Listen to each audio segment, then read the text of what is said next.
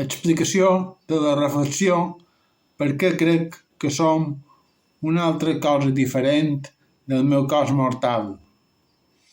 És la idea de la pel·lícula Matrix, en què tant el cos de la persona com l'entorn que percep aquesta persona són una simulació. Per tant, si la vida és una simulació o un somni, realment no som el cos que ens pensam ser, sinó una altra cosa que no podem imaginar ni percebre des de dins la simulació. Si penses que la vida és una simulació, es pot explicar com és possible el fet de veure, per exemple, un arbre.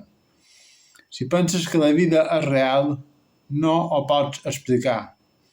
Si penses que la vida és real, quan mires un arbre, penses que la llum pega a l'arbre real, rebota i entra a la retina i allà s'envia la imatge a una zona del cervell. Però el cos teu que creus que és real també el perceps amb els teus sentits i la seva imatge també està en alguna zona del teu cervell.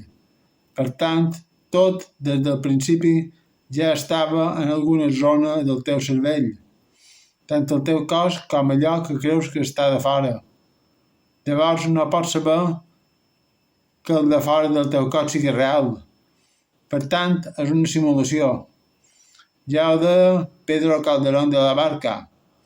La vida es sueño y los sueños, sueños son. Ya lo diu un curso de milagros. Nada real puede ser amenazado. Nada irreal existe. En esto radica la paz de Dios.